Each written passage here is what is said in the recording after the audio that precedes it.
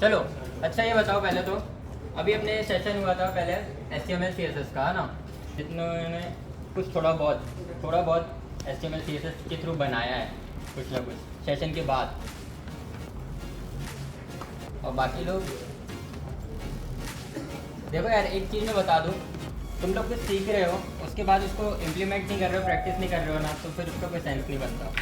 क्योंकि देखो यहाँ पे तुम जब कोई टेक्स्ट सीखते हो ना, कोई एक चीज़ सीखी, अभी जैसे कि फ्रंट एंड सीख रहे हो तुम वेब डेवलपमेंट में, ठीक है, ये UI वगैरह बनाना सीख रहे हो, ठीक है।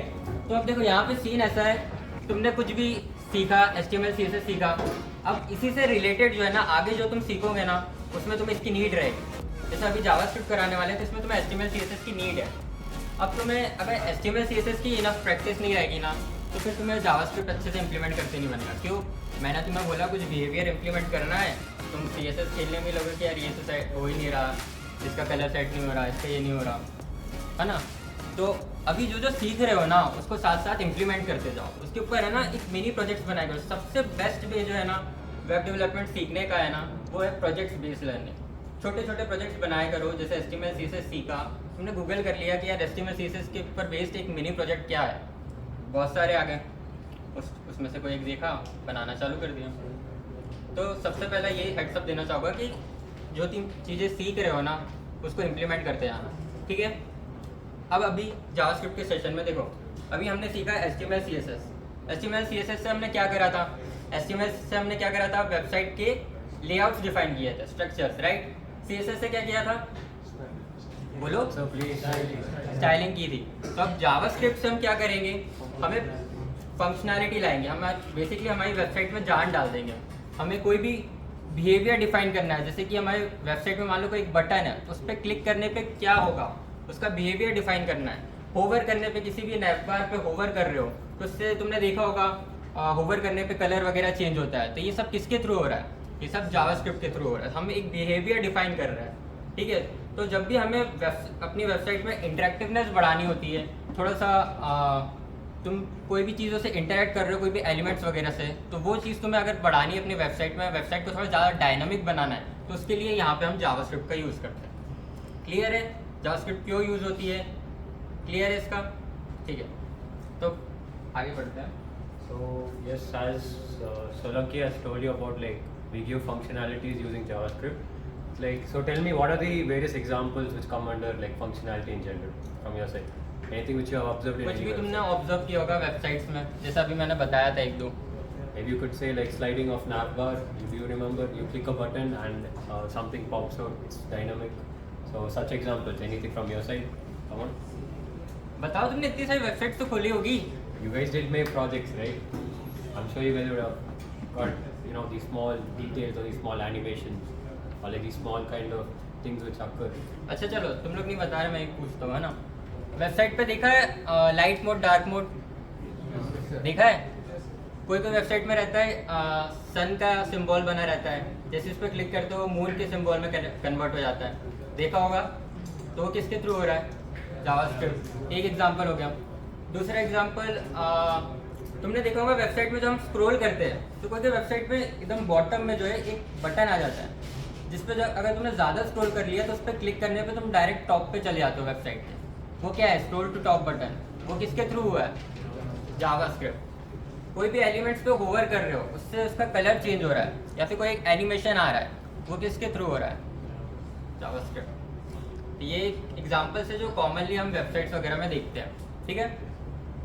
चलो, तो अब बात आती है स्ट्रक्चरिंग की। सबसे पहले तो अपना लैपटॉप में एक एम्प्टी फोल्डर बनाओ, सब लोग बोलो।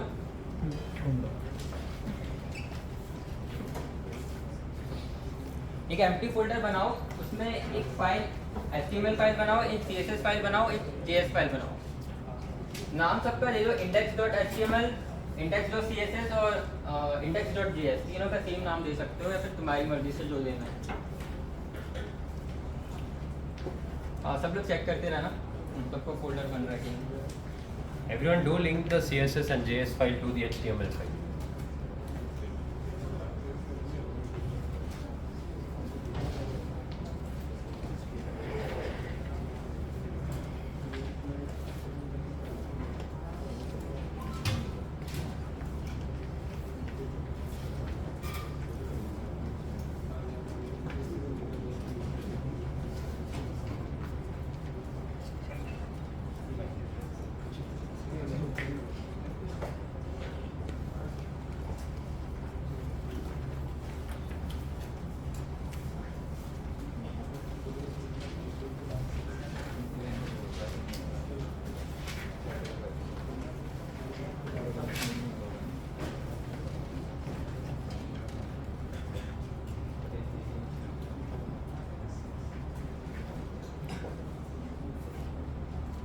अपने HTML में एक बॉयलर टेम्पलेट तुम्हें पता ही होगा कैसे करना है, वो ला लो और अपनी CSS को लिंक कर लो।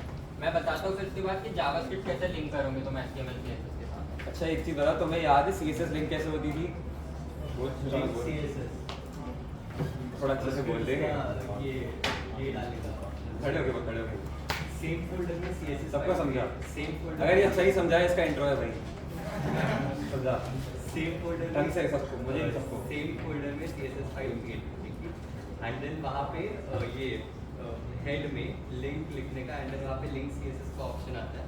उसमें href के डबल कोट्स में वो जो भी CSS फाइल है उसका नाम डाल देने का along with .css एक्सटेंशन। समझ में आया? देखो उसका इंट्रो दिलवाने का ऑप्शन था, तो छोड़ दो। ठीक है, सही है उसका सही। अभी चलो जैसे अपन ने लिंक CSS करा है उसी तरीके से आप स्क्रिप्ट टैग लिख के करना ना अपन को। हाँ। सुना कि बताओ। अब देखो जावास्क्रिप्ट तुम्हें लिंक करना है तो उसके लिए क्या करना पड़ेगा, एक स्क्रिप्ट टैग होता है अपने, और वो स्क्रिप्ट टैग याद रखना, ये सबसे ज़्यादा बिगनर मिस्टेक होती है कि स्क्रिप्ट टैग सब लोग हेड में लगा देते हैं।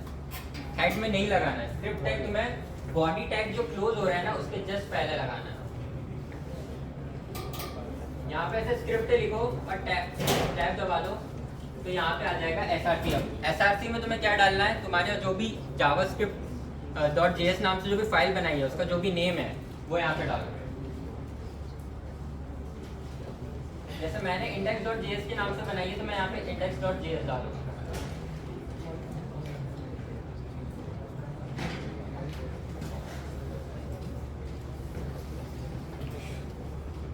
किसी को यहाँ तक कोई दिक्कत आ रही है?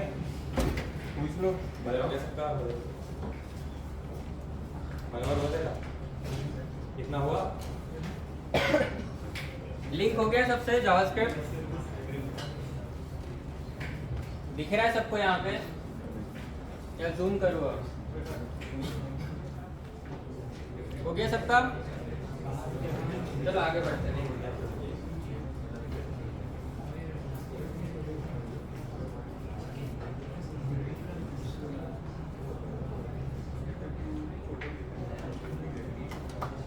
देखो सब लोगों ने अब यहाँ पे तो सब सीपी करके आए है ना, तो सबने देखा होगा C++ में डेटा टाइप्स होते हैं, तो वैसे ही जावास्क्रिप्ट में भी कुछ डेटा टाइप्स होते हैं।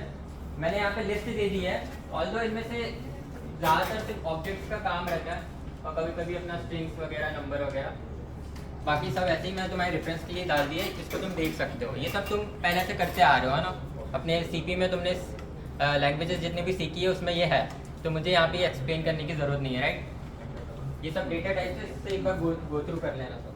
अच्छा बताओ, पाइथन में डिक्शनरी देखी है ना सबने, उसमें क्या रहता है, की वैल्यू पेयर्स रहती है, राइट। तो सिमिलरली यहाँ पे अपना जावास्क्रिप्ट में ऑब्जेक्ट्स होते हैं, जैसे जेसन ऑब्जेक्ट्स भी बोलते हैं हम लोग, वो भी सेम उसी की तरह होता है, सिमिलर। उसका सिंटेक्स है, एक बार मैं टाइप करके यहाँ पे बता दूँ, सेम अपना पाइथन डिक्शनरी है, तो उसमें कोई इशू नहीं है। जस्ट फॉर रेफरेंस कि यहाँ पे ऑब्जेक्ट्स जो है ना जावास्क्रिप्ट में बहुत ज़्यादा यूज़ होता है। तुम अगर कोई भी फंक्शनलिटी लिखोगे ना तो उसमें बहुत बार ऐसा होता है कि तुम्हें ऑब्जेक्ट्स डिफाइन करना रहता है, तो उससे भी एक बार गो थ्रू कर लेना तुम, okay. Particularly in JS, the two most used data types would be arrays and objects. So if you, as you go through on your, अगर तुम चाहते हो तुम्हारी जिंदगी में चयन हो, अभी के लिए बस जानो कि तुम्हारे पास एक स्ट्रिंग है। स्ट्रिंग क्या होता है मनो? स्ट्रिंग क्या होता है? तेज बोलो भाई, तेज बोलो। खाना खाया है ना? बहुत सारे कैरेक्टर्स करते हैं। हाँ, कैरेक्टर्स का कलेक्शन स्ट्रिंग, फाइन। और क्या है? नंबर। नंबर मतलब इंटीजर, डबल जो भी रहे, इसमें एक नंबर है, बहुत है, जिंदगी आसान है। ऑब्जेक्ट वगैरह ठीक है, पर बाद में छोड़ो, दिमाग नहीं लगाना भी उतना। आगे आ जाएगा। अब देखो, अब जावास्क्रिप्ट में जो है कुछ वेरिएबल्स नाम की चीज़ें होती है, जैसे तुमने C++ में डेटा टाइप्स वगैरह देखे थे, यहाँ जावास्क्रिप्ट में है ना वेरिएबल्स होते हैं। अगर मुझे किसी भी कंटेनर को डिफाइन करना है तो मैं इन तीन के थ्रू करता हूँ, where, let एंड const। ये तीन तरह के वेरिएबल्स होते हैं, where, let एंड const। अब इसका डिफरेंस जो है ना बहुत ज़्यादा माइन्यूट रहता है, मैं उसमें डिटेल में जाऊँगा अभी अपन एक बार कोड करके देखते हैं कि कैसे कैसे होता है। अच्छा तुम मुझे से बताओ, C++ में से वेरिएबल कैसे लिखते हो तुम लोग? कोई हाथ खड़ा करके बताओ। और जो वेरिएबल का नाम होगा, हाँ, डेटा टाइप और इधर वेरिएबल का नाम। इसमें उतना कुछ नहीं है, इसमें तुम सिंपल से लिखोगे var a और उसने क्या लिखा है अभी, क्या लिखा है 10 क्या है, डेटा टाइप क्या होगा, यहाँ उसको नंबर बोलेंगे सिंपल, अपना इंटीजर का भी ध्यान नहीं मतलब इतना। देखो यहाँ var पे मैंने a 10 var a equal to 10, अब मैंने a नाम के वेरिएबल में 10 को स्टोर करा लिया। यहाँ मुझे यहाँ डिफाइन नहीं करना पड़ा वो स्ट्रिंग है कि नंबर है या फिर क्या है, राइट। मैंने a में 10 स्टोर करा लिया। अब देखो जावास्क्रिप्ट में, अच्छा कितने लोगों को पता है console.log? चलो पता है काफी लोगों को। Many of you have used it. देखो जिन्हें नहीं पता मैं बता देता हूँ, है ना। जावास्क्रिप्ट जो है ना, हमें एक console.log फंक्शन प्रोवाइड करता है, जिसके थ्रू जो है हम अपने कंसोल पे जो भी अपना आउटपुट है वो डिस्प्ले करा सकते हैं। लाइक यहाँ पे मैंने वेरिएबल a में 10 स्टोर करा के रखा है, राइट। तो अब मुझे इसे अगर कंसोल पे डिस्प्ले कराना है तो मैं लिखूंगा console.log उसमें a, राइट। अब देखो सबके पास गो लाइव है, राइट। Live server extension. अपने index.html पे जाओ, मेरे साथ साथ करते जाना सब लोग। हाँ, Go to index.html and click on go live or live server.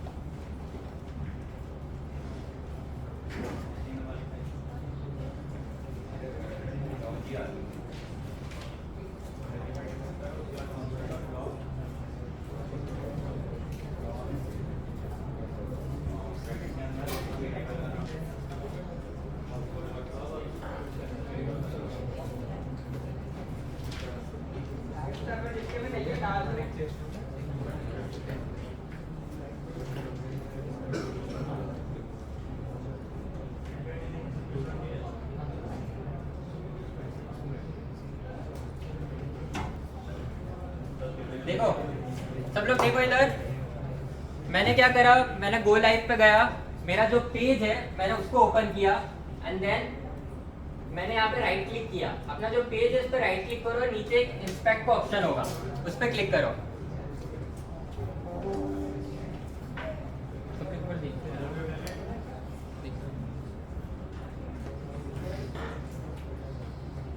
अपना पेज ओपन करो गो लाइव के थ्रू, उसके बाद राइट क्लिक करो तो एक इंस्पेक्ट का ऑप्शन होगा, इंस्पेक्ट पे क्लिक करोगे तो तुम्हारा एक कंसोल ओपन होता है। ठीक, ये जो है तुम्हें दिखाई दे रहा है स्क्रीन पे, ये तुम्हारा कंसोल है। यहाँ पे तुम जो भी आउटपुट अगर अपना डिस्प्ले कराना चाहते हो तो वो यहाँ पे शो होता है। जब तुम console.log फंक्शन यूज करते हो और उसमें जो भी वैल्यू डालते हो तो वो डिस्प्ले होती है यहाँ पर। ये है तुम्हारा कंसोल।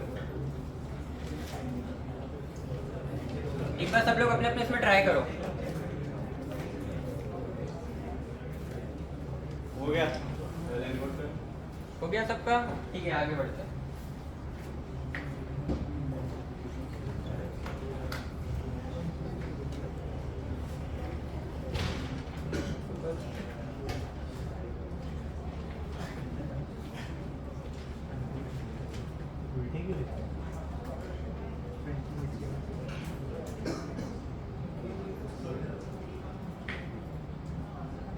देखो, मैंने बताया 3 वेरिएबल्स होते हैं, वैर, लेट और कॉन्स्ट। अब इसमें देखो दिक्कत क्या रहता है, वैर जो है ना वो काफ़ी ज़्यादा ओल्ड है।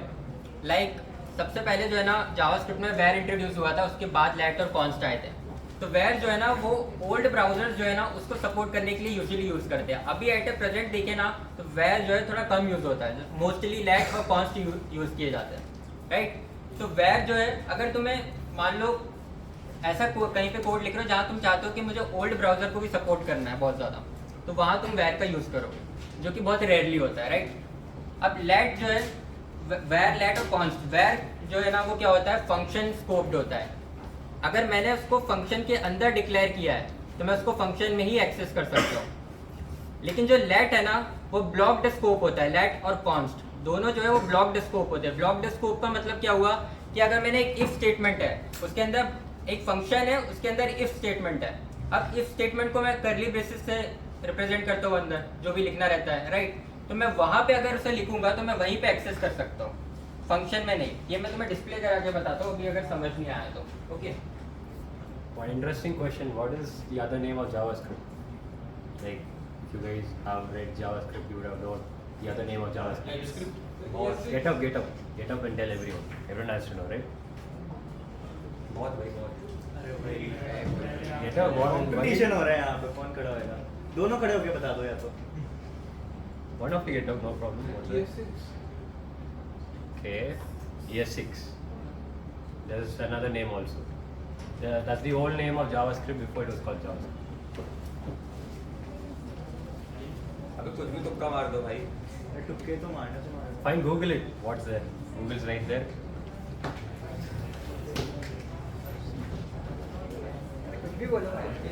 Something, anything. Come on. LiveScript. LiveScript, yes. It is one name.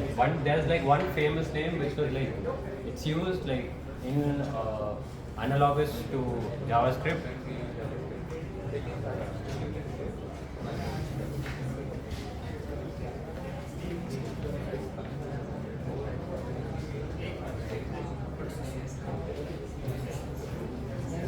Answers? Any answer? Google करके ढूंढ दो भाई, ये पार्टी देगा. Party? लो अब तो बता दो यार. What is the other name of JavaScript? It's like there are lots of other names, yes, because JavaScript has been changing its name from long ago, and it has been misunderstood a lot. Oh, someone told. Who is it? ECM script. ये देखो. नाम क्या है? Stand up and tell your name. हाँ? Anijitya. Jitya. You have to take ये party देगा तेरे को. Mostly. पार्टी लेनी है इससे. Fine. Someone else told Mocha also. Anyone? Who told Mocha? Nothing. So, what do you guys think about JavaScript? Is it a subsidiary of Java, or what do you guys think when you first hear the name of it? Tell me. Anything in particular? Java isn't related. It is not related at all. Though they have Java in their names. Yeah. Why was that the first thing you thought? I'm not talking about after you learn it. I'm talking before you learn. Before you learn JS. I thought it was connected, but after I read about it, it wasn't connected. I think they just one guy made a Netscape in 70s, and they were like, "What should we name it? What is popular? Java is popular." Java. Okay, yeah, that's yeah. They came up with a lot of other names. Mocha was one. LiveScript was another one. Sound told it. TypeScript is something else. Please don't get it for now. See, You have wonderful seniors here who are really good at it. You can talk to it about it after the session. So coming back. देखो मैंने क्या किया, function एक declare किया है. तुम लोगों ने यहाँ पे सिंटेक्स कुछ अलग नहीं है. C++ में C में देखा होगा तुमने फंक्शन कैसे अपन डिक्लेयर करते हो, कैसे फंक्शन का यूज़ करते हैं. सेम यहाँ पे वही सिंटेक्स है. अब मैंने फंक्शन के अंदर एक इफ स्टेटमेंट लिखी है जो कि हमेशा ट्रू रहेगी, राइट. अब उसके अंदर मैं डिफाइन किया है लेट को. लेट के थ्रू मैंने एक वाई को डिफाइन किया है, राइट. अब मैं लेकिन console.log देखो मैं कहाँ पे कर रहा हूँ, अपने जो कर्ली ब्रेसेस है इसके बाहर. मैंने क्या बताया, लेट क्या होता है, ब्लॉक्ड स्कोप होता है. अगर मैंने उसे यहाँ डिफाइन किया है ये कर्ली ब्रेसेस के अंदर, तो वो यहीं पे जो है सिर्फ एक्सेसिबल है. अगर मैं उसे बाहर एक्सेस करने की कोशिश करूंगा तो देखो कंसोल पे क्या आ रहा है. Open your console, guys. Come on, check. Right See, out. why is not defined? क्योंकि यहाँ पे उसका स्कोप जो है वो ब्लॉक्ड है, तो वो यहाँ पे जावास्क्रिप्ट उसे जो है एक्सेस नहीं कर पा रहा है, क्योंकि मैंने उससे बाहर console.log करा रहा हूँ. एक बार अपने कोड लैपटॉप पे ट्राई करके देखो, अंडरस्टैंडिंग क्लियर होगा. Fine. In CPP, what are the two scopes you have in general? In CPP? Global and local, right? So similarly, var has a global kind of state scope, and Latin const have a local kind of scope. Obviously, in detail, you would not call them global or local. They have like a particular detailed explanation for them, which I would suggest try the docs. But for now, let's just assume them as global and local.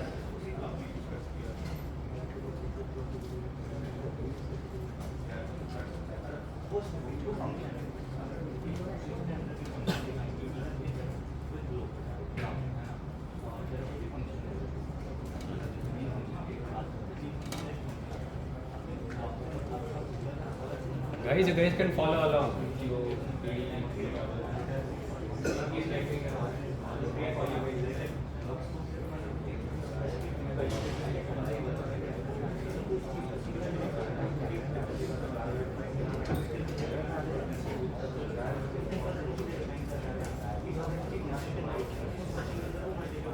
हो गया सबका? Okay, आगे बढ़ते हैं।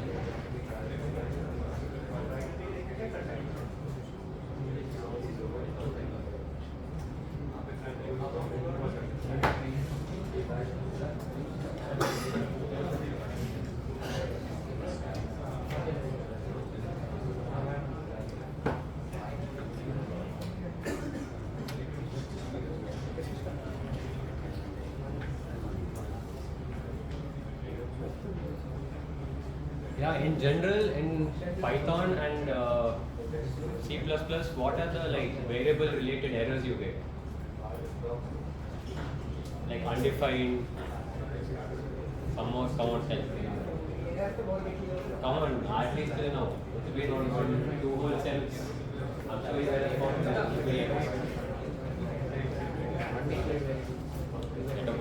Use of undeclared variables. That's undefined. I got that. Anything else? Other example? I'll not have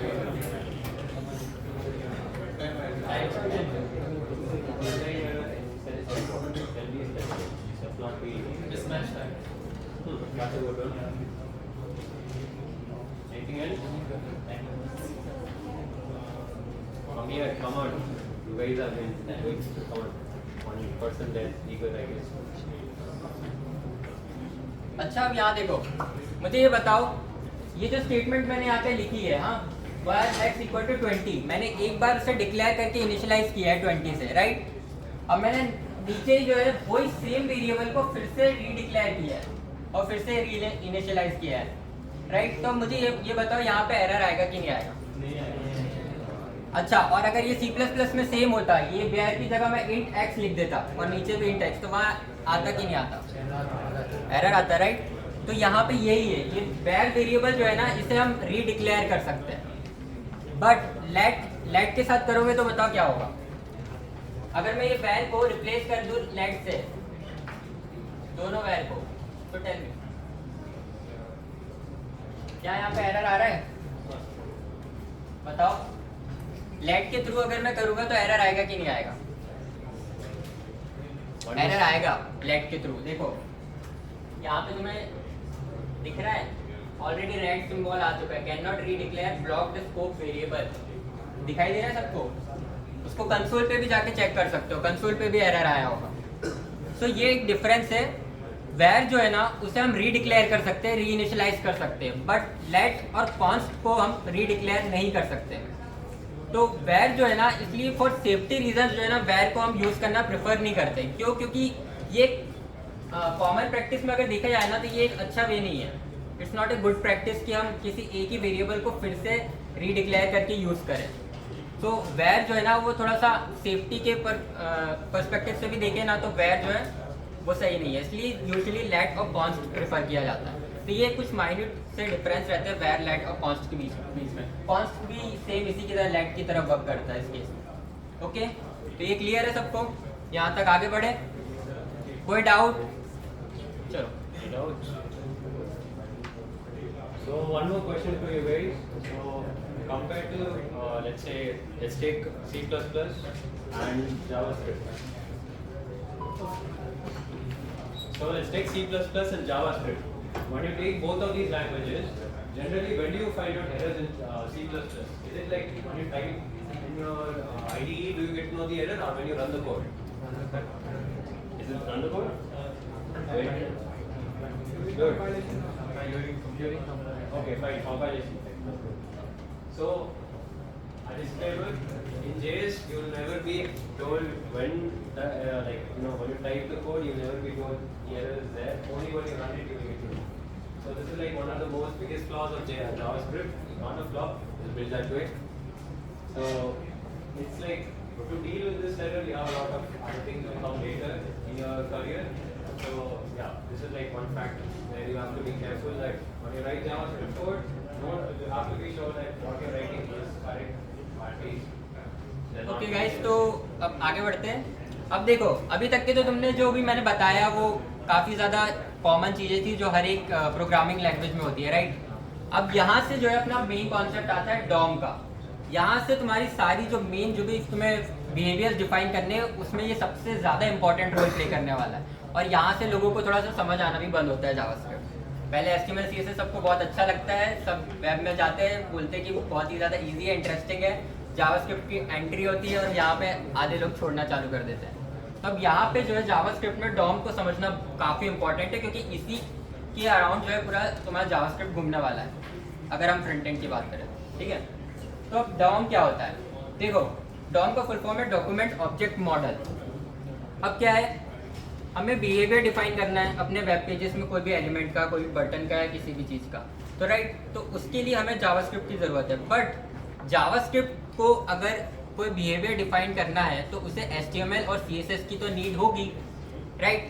तो अगर किसी button पे क्लिक करने पे कुछ बिहेवियर हो रहा है, कोई पेज ओपन करने का या फिर कुछ भी कोई इमेज ओपन हो रही है, तो ये जो बिहेवियर है इसको जावास्क्रिप्ट किसके थ्रू करेगा? HTML CSS के थ्रू करेगा।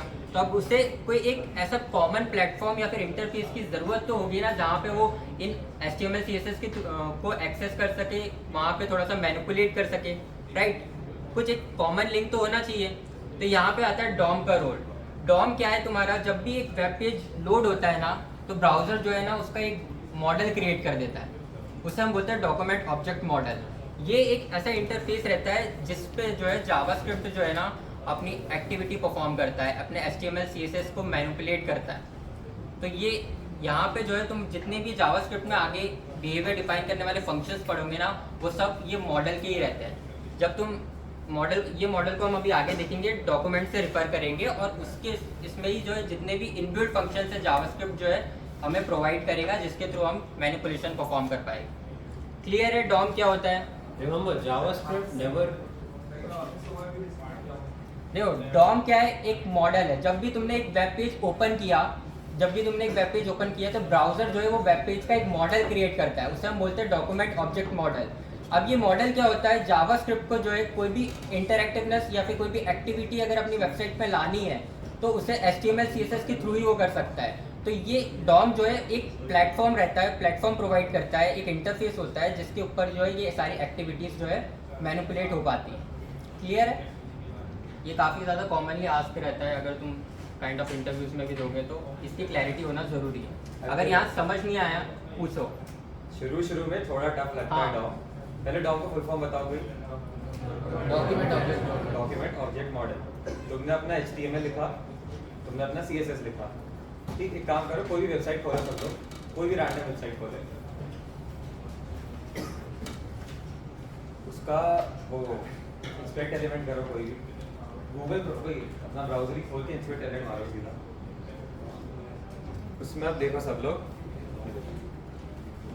देखो तुम्हारा ऐसा पूरा स्ट्रक्चर बना हुआ है ना कि तुम्हारा HTML है, हेड के अंदर बॉडी है, उसके अंदर मल्टीपल डिव्स होंगे, डिव की ID, सब ऐसा एक ट्री के फॉर्म में बना हुआ है। तुम्हारा एक पेरेंट है, उसके नीचे कुछ, उसके नीचे कुछ, उसके नीचे कुछ, दैट इज डॉम, ठीक है। उसको टेक्निकल वर्ड्स में तुम कुछ भी बोलो, बट बेसिक वही है।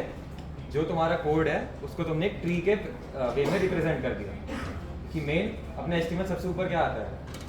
क्या आता है बताओ? Doc type. उसके नीचे, उसके नीचे, ठीक। ऐसा एक हायरार्की है ना, सेम चीज़ होता है डॉम में, हायरार्की आती है बस एक, ठीक। This is the parent div, this parent div has this element, उसके अंदर ये सब है, और इनके बीच में आपस में रिलेशंस होते हैं कि x is parent of y, y is sibling of x, x is sibling of z, ऐसा करके वो भी आगे बताएंगे। तो अभी बेसिक जानो, ये तुम्हें एक्सपीरियंस के साथ ही मोस्टली समझ में आता है डॉम है क्या। तुम्हें ऐसे कोई एक बार में बोल देगा, मन में नहीं बैठता, किसी के नहीं बैठा भाई, मेरे भी नहीं बैठा था, दिक्कत आती है समझने, विजुअलाइजेशन की दिक्कत रहती है इसमें। बेसिक समझो क्या है, जो तुम्हारा कोड है वो उसका क्या है? ट्री है। ट्री में तुम्हारा क्या है? हायरार्की रहेगी, उसको पूरी चीज़ को बोलते हैं डॉम। अभी आगे और अच्छे से बताएंगे, तुम्हें सब कुछ क्लियर हो जाएगा।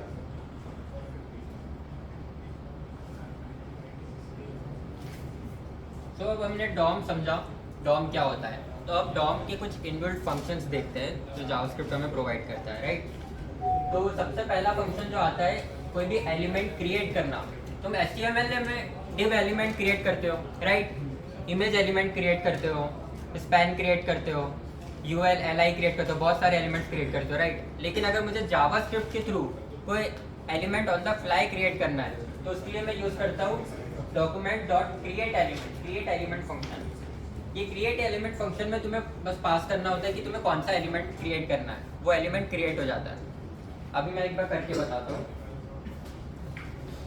So if you guys do remember in HTML that we did have a lot of different kind of tags, right? So come on, tell me which knowledge we have in general which we used a lot last time. Anchor tag, paragraph tag, heading tag, image tag. so I'm sure you guys would have looked at those pop-up stuff, right? Like you click a button, you get a pop-up at the start of your website. Isn't I'm sure, like, is it like a thing you guys don't do anymore? You don't see anymore? Something very old, like, you know, where you guys you click a button and you get like a pop-up message at the top of your listing. Like, I think in Josa you get these kind of things, right? In Josa website, where you go to the old websites, they're like 10 years old in standard, at least in design standards. Because like those are like really outdated in these days. But JavaScript has a way of like creating these pop-ups, like creating pop-ups using JavaScript. So you can just create. So what happens is that you create an element. You just create an element, and like dynamically use JavaScript to just place it in your web page. Solanki will tell you more about it. सी यहाँ पे मैंने क्या करा है, एक const Eli करके एक मैंने वेरिएबल डिफाइन किया है और उसमें मैंने क्या करा है, डॉक्यूमेंट। मैंने अभी जो डॉम बताया उसको तुम जावास्क्रिप्ट में किससे एक्सेस करोगे, document.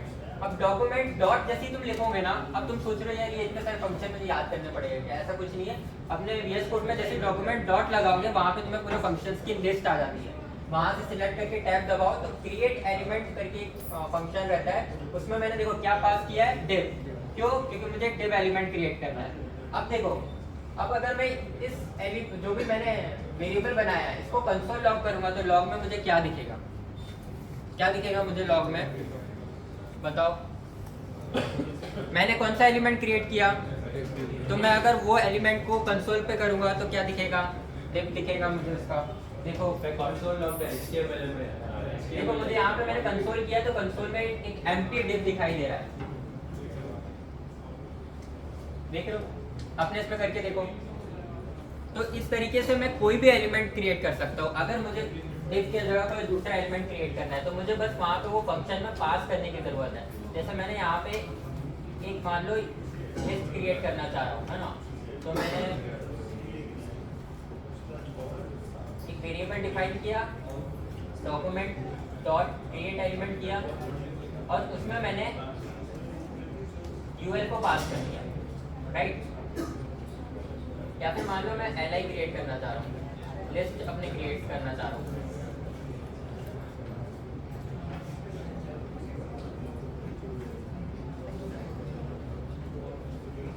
I see many of you guys are just typing out the whole line. Best thing is just write document, put a dot, and you will get like a drop down list, right? Suggestions. Just search in that suggestions, you should get everything. देखो मैंने यहाँ पे अब एक LI element create किया है, तो अब मैं उसे अगर कंसोल डॉट लॉग करूँगा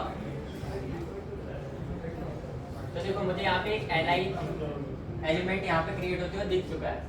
तो ऐसे ही मैं जो भी एलिमेंट मुझे अगर बनाना है जावास्क्रिप्ट के थ्रू तो मैं उसके लिए क्रिएट एलिमेंट फंक्शन का यूज़ करके उसे क्रिएट कर सकता हूँ। अब अगर मैंने कोई एक एलिमेंट बनाया, अभी तो ये एम्प्टी है, अब अगर मुझे इसमें कुछ इंसर्ट करना है तो उसके लिए भी एक फंक्शन होता है। जैसे फॉर एग्जांपल मुझे टेक्स्ट इंसर्ट करना है तो मैं डॉक्यूमेंट डॉट टेक्स्ट कंटेंट करके फंक्शन होता है वो यूज़ करूँगा। जैसे मैंने यहाँ पर अभी LI एक बनाया है, राइट, तो मैं क्या करूँगा, वो LI को मैंने इसमें स्टोर कराया है UI एलिमेंट में, तो मैं डॉट करके टेक्स्ट कंटेंट होता है एक फंक्शन जिसमें मैं अपना टेक्स्ट जो है डालूंगा। फॉर एग्जांपल मैंने डाल दिया जावास्क्रिप्ट, राइट।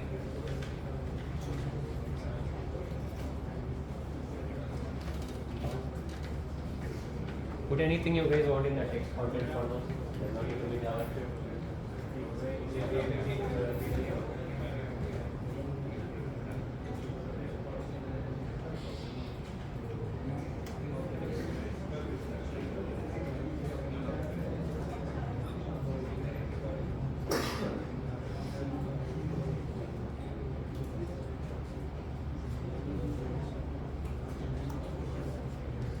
देखो मैंने अब डॉट टेक्स्ट कंटेंट के थ्रू अपने जो एलिमेंट क्रिएट किया था उसमें मैंने जावास्क्रिप्ट इंसर्ट कर दिया, जावास्क्रिप्ट स्ट्रिंग।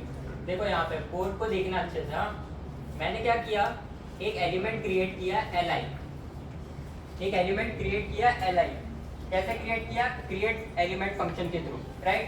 अब उसे मैंने यहाँ स्टोर करा लिया था, ui एलिमेंट नाम के वेरिएबल में स्टोर करा लिया। अब मैंने क्या करा, वो ui एलिमेंट पे जो है डॉट टेक्स्ट कंटेंट करके एक फंक्शन है वो लगाया और उसमें अपना टेक्स्ट डाल दिया जावास्क्रिप्ट, राइट। तो अब यहाँ से क्या हुआ, वो एलिमेंट के अंदर जो li एलिमेंट था जो अभी इनिशियली एम्प्टी था, हमने देखा था console.log में कि li एलिमेंट हमारा एम्प्टी था, मैंने उसमें टेक्स्ट कंटेंट के थ्रू जो है जावास्क्रिप्ट इंसर्ट कर दिया और उसको कंसोल लॉग करा लिया। तो अब देखो अगर मैं कंसोल पे दिखाऊं तो मैं Guys have any doubts? Do tell us. तो यहाँ जावास्क्रिप्ट दिखाई दे रहा है।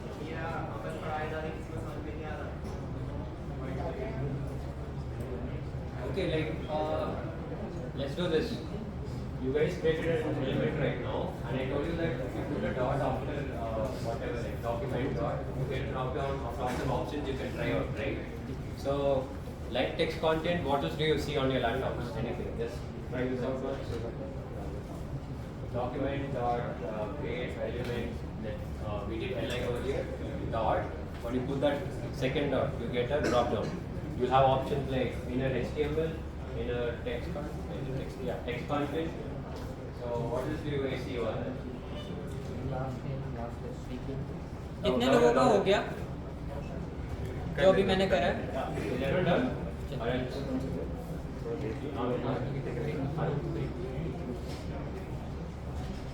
Fine. देखो यहाँ पे भी थोड़ा सा एक बार ये इम्प्लीमेंट करके देखते हैं, तुम लोग से डिफिकल्टी हो रही है तो मैं जो जो बताया है ना उसे अपने कोड में करते जाओ। हाँ, और ये पूरा कंप्लीट करना, जिसे नहीं बन रहा है एक बार पूछो। अभी थोड़ी देर तुम लोग खेलो उसके साथ, बाद में आगे बढ़ते हैं। तब तक ये बताओ सबको बाहर और लेट क्लियर है? सब इधर ध्यान दो एक बार। सबको बाहर और लेट क्लियर है? मैं पूछूं बताओ। कुछ? Anyone stand up and tell what is wire and length? Anything you understood till now? Anyone? Just stand up once and tell. नहीं, रिश्वत के बिना उठोगी क्या कुछ चाहिए? Who told already? Let's ask someone. रुक जा, तू ही बोल दिया, कोई और बोलो। Someone from these two rows. कोई और। जो भी समझ में आए वो करना जरूर समझ में आके बाकी समझा देंगे, वो भी पूछ लो। चल आर्यन बोल। आर्यन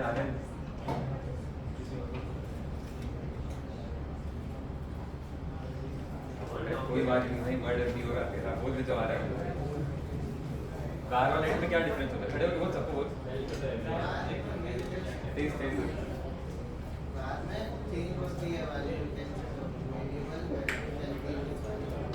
मेरे को सुनाई नहीं दे रहा, थोड़ा तेज। सबको सुनाई दे रही है आर्यन की आवाज। Please tell us something, please.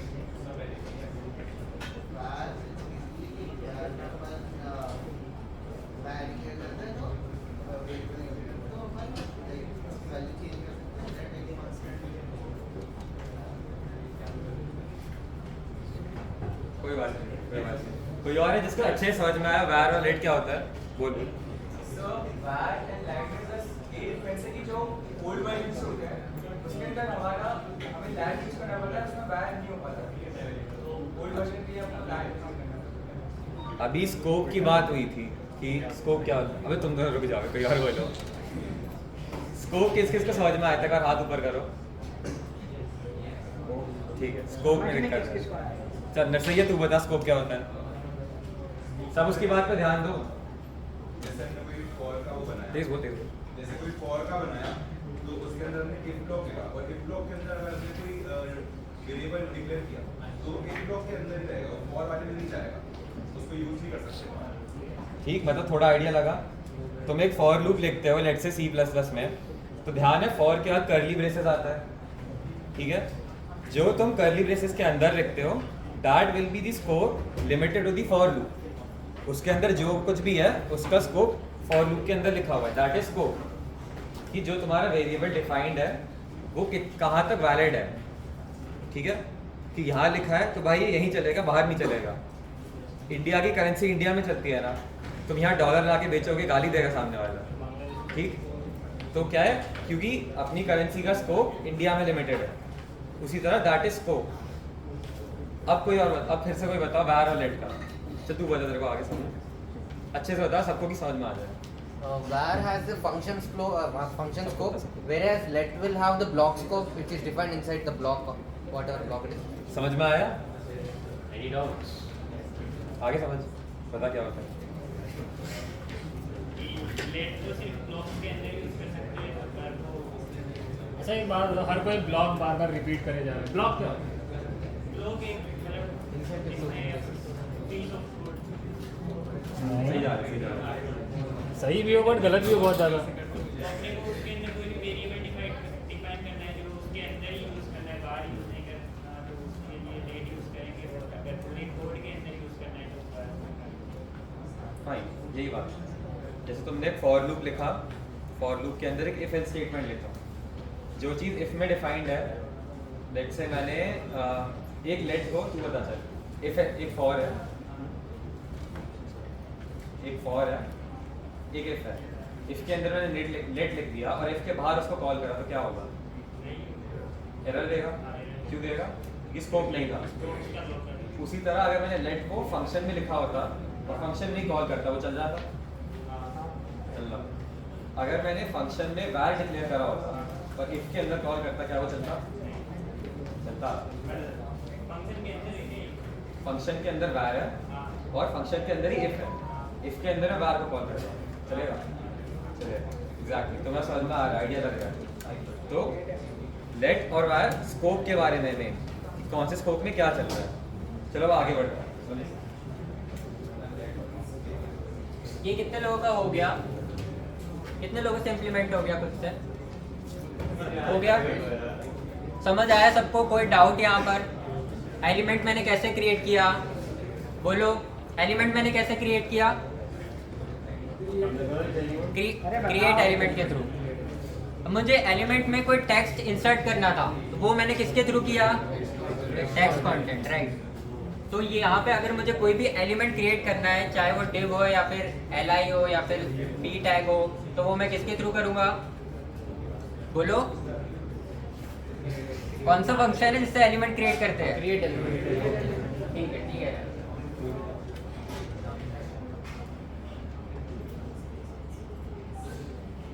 अब आती है बारी एक्सेसिंग द एलिमेंट्स। अगर मुझे कोई भी एलिमेंट्स को एक्सेस करना है जो ऑलरेडी बने हैं, अभी तक हमने क्या करा? हम जावास्क्रिप्ट के थ्रू एक एलिमेंट क्रिएट कर रहे थे, राइट? अब अगर मैंने HTML फाइल में कोई ऑलरेडी एलिमेंट को क्रिएट करके रखा है, जैसे कि मैंने एक div एलिमेंट क्रिएट किया था जिसमें ID कुछ भी डाल दी मैंने, है ना? अब मुझे इसमें स्टाइलिंग करनी थी, तो मैं क्या कर रहा था स्टाइलिंग के लिए? .css अपनी CSS फाइल में जा रहा था, और अगर वो ID है तो मैं क्या यूज़ कर रहा था? हैशटैग। और क्लास के लिए क्या यूज़ कर रहे थे? Dot, right. तो उसके थ्रू मैं वहाँ पे स्टाइलिंग कर पा रहा था कोई भी एक स्पेसिफिक div के ऊपर, करेक्ट? अब अगर मुझे जावास्क्रिप्ट में कोई भी एक div को एक्सेस करना है, कोई एक पर्टिकुलर div को, तो उसके लिए मैं क्या करूँगा? दो फंक्शंस हमें प्रोवाइड किए रहते हैं। एक गेट एलिमेंट बाय ID, जो कि मैं अगर कोई ID के थ्रू मुझे एक्सेस करना है तो, और दूसरा रहता है gate elements bye class name. अब यहाँ पे फर्क क्या है? गेट एलिमेंट बाय ID में मैं जो भी ID डालूंगा वो एलिमेंट मुझे एक्सेसिबल हो जाएगा, राइट? और यहाँ पे क्या है, हम क्या है, क्लास नेम जो है ना वो मल्टीपल div के सेम क्लास नेम रख सकते हैं, राइट? तो अगर मैंने कोई क्लास नेम यहाँ पे डाला तो मुझे यहाँ पे एक एरे रिसीव होगी, मुझे वो सारे एलिमेंट्स मिल जाएगी जिसकी वो क्लास होगी जो भी मैंने यहाँ पे डाली होगी। तो ये दो मेथड है जिसके थ्रू मैं कोई भी एलिमेंट्स को एक्सेस कर सकता हूँ। अब जावास्क्रिप्ट में मुझे अगर कोई एलिमेंट पे कोई एक्टिविटी लानी है, राइट, इंटरेक्टिवनेस लानी है, तो मुझे पहले उसको एक्सेस करना पड़ेगा ना, तभी तो मैं उस पर कुछ परफॉर्म कर पाऊँगा। तो यहाँ पे जो है ये दो एलिमेंट जो है हमें एक्सेस, दो फंक्शन जो है एक्सेस करने में हेल्प करते हैं। इसके अलावा भी और फंक्शन है, एक है क्वेरी सिलेक्टर और क्वेरी सिलेक्टर ऑल। ये भी जो है इसके थ्रू भी हम जो है, ये काइंड ऑफ ऐसा है कि इसमें हम चाहे क्लास एक्सेस करनी हो या कोई पी टैग या फिर कोई टैग एक्सेस करना हो या फिर हमें कोई भी आईडी एक्सेस करनी हो, वो सब हम इसके थ्रू कर सकते हैं। और सेम क्वेरी सिलेक्टर ऑल में जो है सारे आ जाते हैं, इसमें एक आता है, इसमें सारे। क्लियर है? ये एक बार कोड करके देखते हैं तो और ज़्यादा अच्छे से समझ आएगा।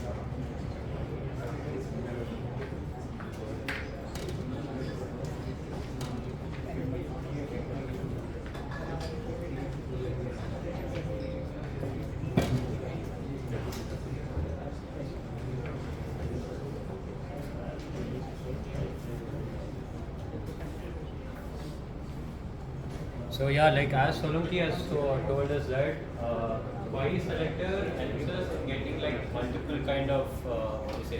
You can get multiple different kind of things using query selector, which is like IDs, classes, and HTML elements itself. But you have other kind of selectors in like which only do a particular job, like get element by ID. So where do you guys use IDs? Where do you guys use IDs? Okay. Anywhere else, like in CSS, do you guys remember? So how do we like write an ID in for CSS? Hashtag. So yeah. So get element by ID target those kind of elements where you have like these that's what CSS hash kind of things. Another one is get by class name. So class name is again CSS. You give a particular name, a particular class name, and you try to target those elements. Remember, JS is not about you creating new elements and create new elements and then make it like dynamic. You want to give dynamic to already existing elements. So for that reason, you need to access elements first. So that's why so use more query selectors and create elements in general.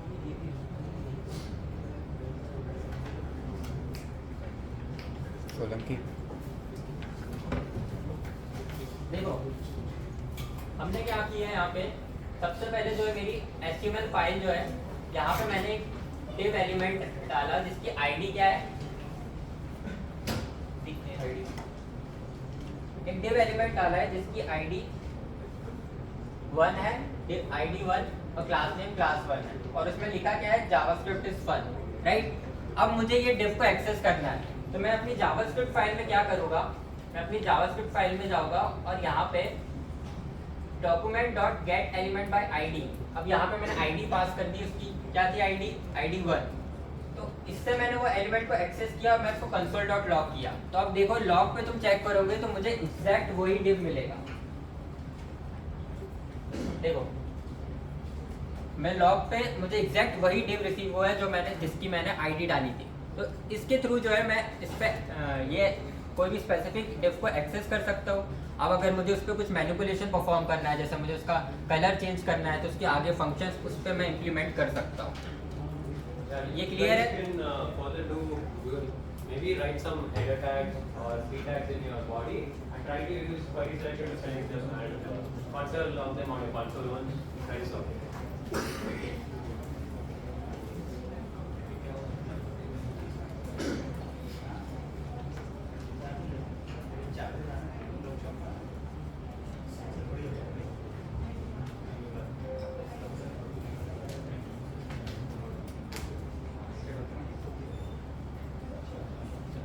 Guys, how many of you guys don't know what is a header tag, a p tag? Any hands? How many of you know? Okay, how many of you know? Wait, and those guys don't know that.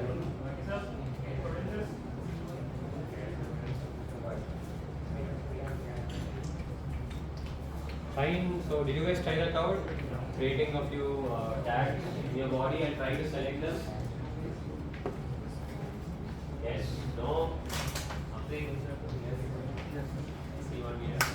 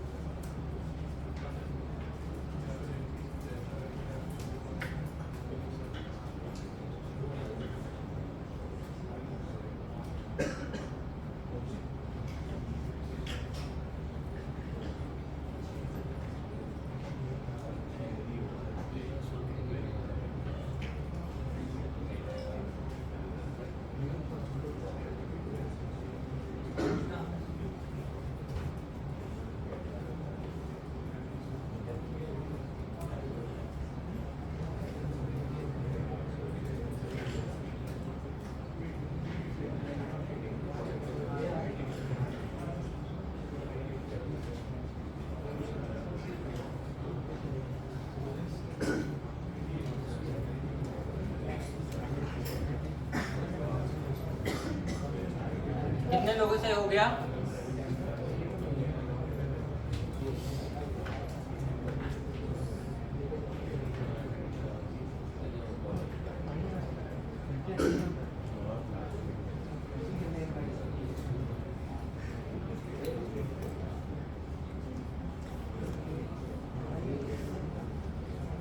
देखो एक Dave element है बस, जिसकी ID और class जो है id1 और class 1 है, और इसमें लिखा है जावास्क्रिप्ट इज फन। अब मैंने उसे एक्सेस कैसे किया है?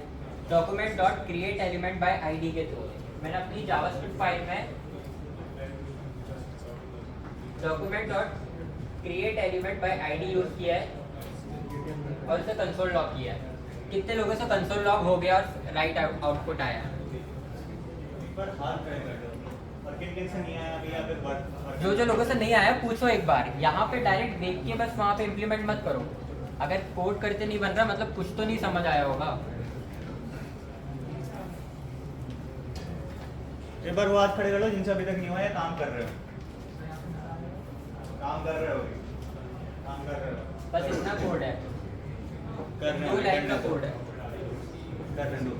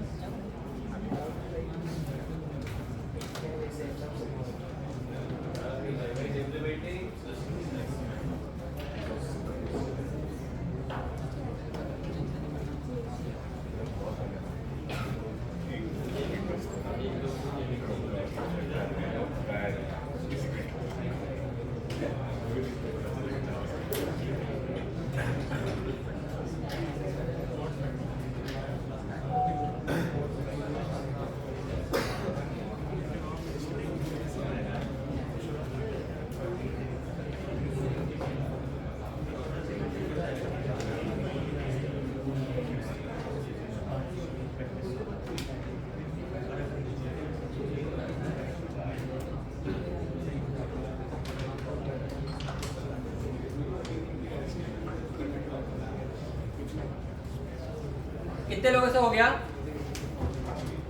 चलो आगे बढ़ते हैं। अब एक और चीज मैं बता रहा हूँ, देखो अब अगर मुझे CSS को मैनिपुलेट करना है तो मैं क्या करूँगा, अभी एट प्रेजेंट मेरे पास अपनी जो HTML फाइल है उसमें एक डिव है बॉक्स नाम से, जिसकी क्लास नेम क्या है, बॉक्स। ठीक है, अब इसमें मैंने एक CSS डाल के रखी है करेंटली। तुम लोग यहाँ देखना अच्छे से, मैंने CSS के डाली है, बैकग्राउंड कलर इसका एक्वा है। ठीक है, ये सबको दिख रहा है, बैकग्राउंड कलर इसका एक्वा है और कुछ हाइट और विड्थ है। अभी तुम्हें screen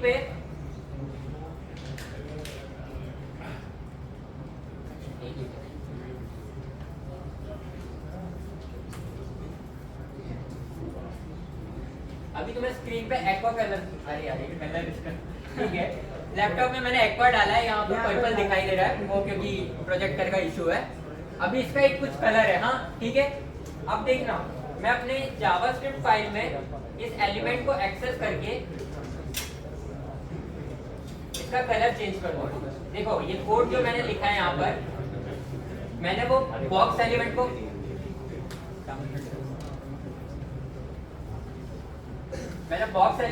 gate element by class name के थ्रू एक्सेस किया। अब उस पर मैंने देखो क्या किया है, वो जो एलिमेंट था उसकी स्टाइल चेंज करने के लिए मैंने बॉक्स डॉट स्टाइल, इसका सिंटैक्स क्या होता है, element dot style dot property का नाम इक्वल टू उसकी वैल्यू। क्या है सिंटैक्स, जो भी मेरा एलिमेंट है जिस पर मुझे स्टाइलिंग चेंज करनी है, वो डॉट स्टाइल डॉट प्रॉपर्टी का नाम, जो भी प्रॉपर्टी मुझे CSS की चेंज करनी है, इक्वल टू उसकी वैल्यू। तो मैंने यहाँ पे करेंटली उसका जो बैकग्राउंड कलर एक्वा था वो मैंने कहाँ डिफाइन किया था, HTML और CSS में। बट मैं जावास्क्रिप्ट के थ्रू उसकी स्टाइलिंग में क्या चेंज कर रहा हूँ, उसका बैकग्राउंड कलर जो है इसको रेड कर दे रहा हूँ। अब जैसे ही ये कोड लिखा और इसको मैंने सेव किया, अब देखो इसका कलर जो है चेंज हो गया। इससे पहले कुछ और था, रेड कलर हो गया है, वो यहाँ पे रेड नहीं दिख रहा है, लैपटॉप में रेड है। तो मैंने HTML CSS के थ्रू कुछ डिफाइन की हुई थी स्टाइलिंग, बट मैंने जावास्क्रिप्ट के थ्रू कोई एक एलिमेंट जिसकी भी स्टाइलिंग मुझे चेंज करनी थी उसे एक्सेस किया, उस पर डॉट स्टाइल डॉट प्रॉपर्टी का नाम लिख के उसकी प्रॉपर्टी को चेंज कर दिया। तो ये एक परफेक्ट एग्जांपल है कि मैंने जावास्क्रिप्ट के थ्रू कोई भी एक एलिमेंट की स्टाइलिंग को चेंज किया है। ये अब अपने कोड में लैपटॉप में इम्प्लीमेंट करो, बताओ कहाँ पे दिक्कत आ रही है। See, one different thing you can see over here is that it's written get elements, not element anymore.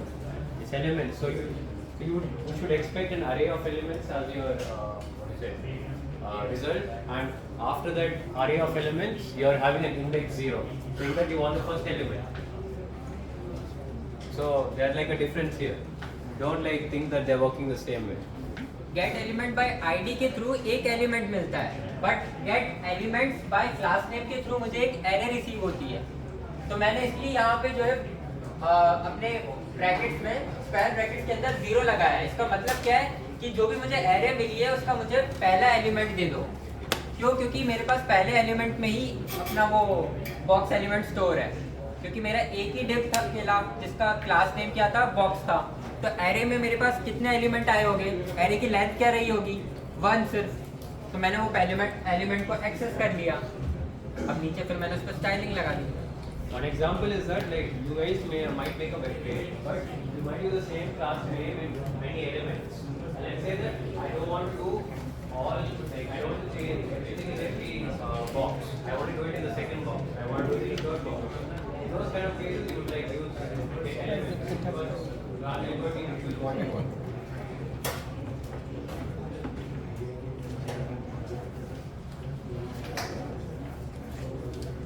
ऐसा ज़रूरी नहीं है कि ऐसे ही करना है। इसकी जगह तुम सिर्फ एक आईडी डिफाइन कर सकते थे और वो आईडी को गेट एलिमेंट बाय आईडी के थ्रू एक्सेस भी कर सकते थे। मैंने बस ये दिखाने के लिए किया है। मैं भी प्रेफर जो है आईडी को ही करता हूँ। क्लास नेम में यहाँ पे थोड़ा सा मुझे काइंड ऑफ कन्फ्यूजन होता है।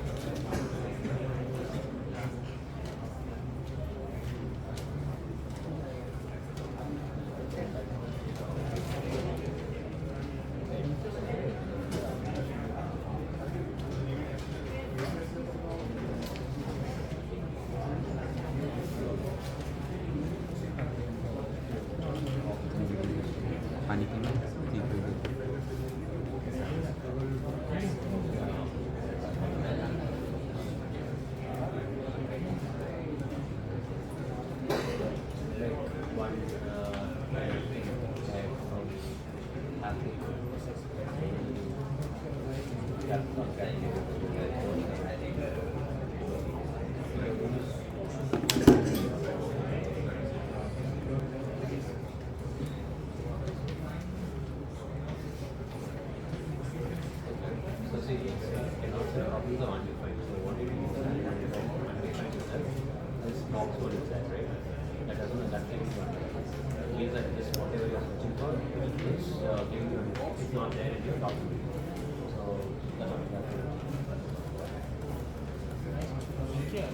हाँ भाई मधुमक्खी आ रही है बहुत।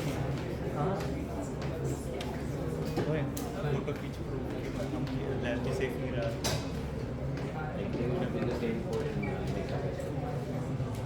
कैप्चर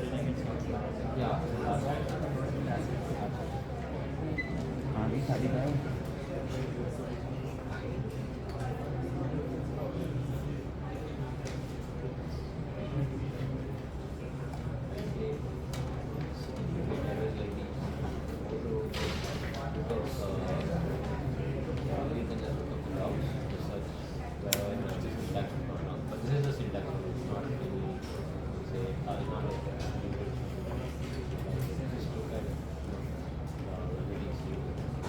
एक बार हाथ खड़े कर दो यार।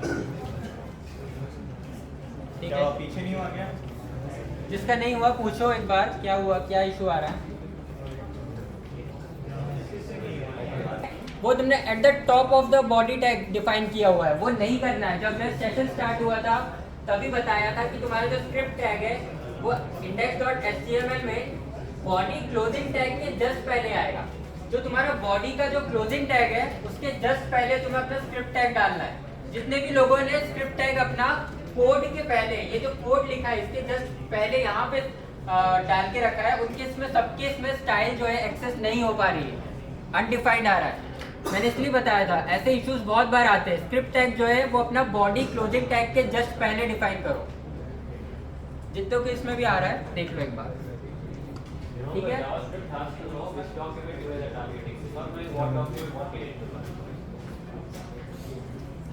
बीच में बंद कर दिया था। किसने? कोई था ही नहीं।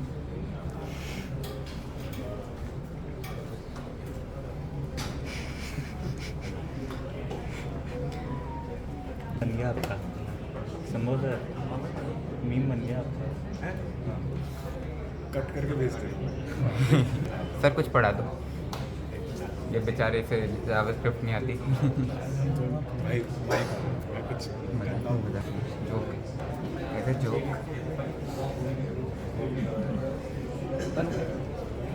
फिर कोई एलिमेंट हो या फिर कोई आईडी हो, कुछ भी डाल सकते हो, ठीक है। तो इससे भी एक बार ट्राई करके देखना।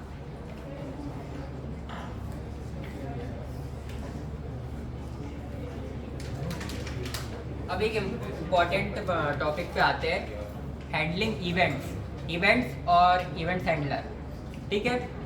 अब देखो इवेंट्स, सब लोग यहाँ पे ध्यान दो। इवेंट्स जो है तुम्हारे इसमें कोई भी जो भी एक्टिविटी परफॉर्म कर रहे हो उसका नाम तुम्हारा इवेंट्स होता है। लाइक क्लिक हो गया, बटन पे तुमने क्लिक किया तो वो क्लिक क्या है, तुम्हारा इवेंट है। तुमने होवर किया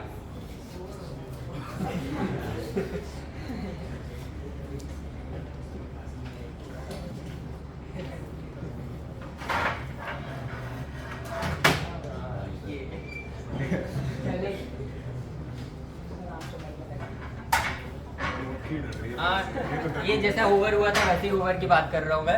अगर कोई भी एलिमेंट पे होवर करते हो, क्लिक करते हो, या फिर माउस से ऑन माउस इंटर होता है तुम्हारा, या फिर माउस लीव होता है, तो वो सब क्या होते हैं, तुम्हारे इवेंट्स होते हैं। और वो इवेंट्स पे कोई एक पर्टिकुलर फंक्शन को परफॉर्म करना, कोई एक इवेंट के होने पर हमने कोई एक फंक्शन को परफॉर्म किया, वो तुम्हारा इवेंट हैंडलर है। तुमने कोई एक जैसे कि एक ब्लॉक ऑफ कोड लिखा जिसमें तुमने बताया कि कुछ ऐसा इवेंट हुआ तो मैं ये फंक्शन परफॉर्म करूँगा, ये है तुम्हारा इवेंट्स और इवेंट हैंडलिंग। इसी के अंदर तुम्हारी इवेंट हैंडलिंग आती है। Standard example: clicking a button. When you click a button, what like you see that like what is it? Pointing finger. Say it's the pointing finger, right? And then every time you click it, that button knows that you have clicked it. So That's like an event because you'll be like clicking the button, and as Solanki has said that when you want to handle these kind of events where like you click a button and something happens, like a color changes or maybe some words pop up or something is fancy. So in those kind of cases you use event handlers to handle them, and so that's there if you want.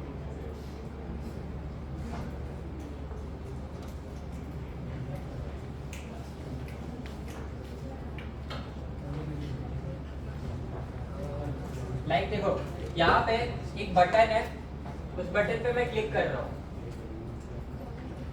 तो एक image open हो रही है, और यहाँ पे वो button पे ओपन लिखा था वहाँ पे चेंज होके क्लोज हो गया है। अब मैं वो बटन पे अगेन क्लिक करूँगा तो वो बटन इमेज जो है डिसअपियर हो गई, और यहाँ पे वापस से ओपन लिखा आ गया, साथ में इसका कलर भी चेंज हो गया। जब मैंने इस पर क्लिक किया तो बटन का कलर भी चेंज हो रहा है, साथ में टेक्स्ट भी चेंज हो रहा है, साथ में इमेज भी डिस्प्ले हो रही है, 3 चीजें हो रही है। और फिर से मैं इस पर क्लिक कर रहा हूँ तो ये वापस से क्लोज हो जा रहा है। तो ये एक एग्जांपल है कि मैंने इवेंट यहाँ पे क्या सेट किया है कि जब भी बटन पे क्लिक करेंगे तो यहाँ पे जो इमेज है वो डिस्प्ले होगी, और फिर से क्लिक करेंगे तो इमेज जो है वापस से हाइड हो जाएगी। साथ में जैसे ही बटन पे क्लिक किया तो बटन का कलर चेंज हो जाएगा, और इसके साथ साथ बटन पे एक बार क्लिक किया है तो ओपन की जगह क्लोज आ जाएगा। ये 3 चीजें इंप्लीमेंट की है। अभी सिर्फ मुझे एक चीज इंप्लीमेंट करके बताना, वो है इमेज डिस्प्ले कराने का। ठीक है, ये साथ साथ कोड करते हैं इसका। सबसे पहले अपने HTML में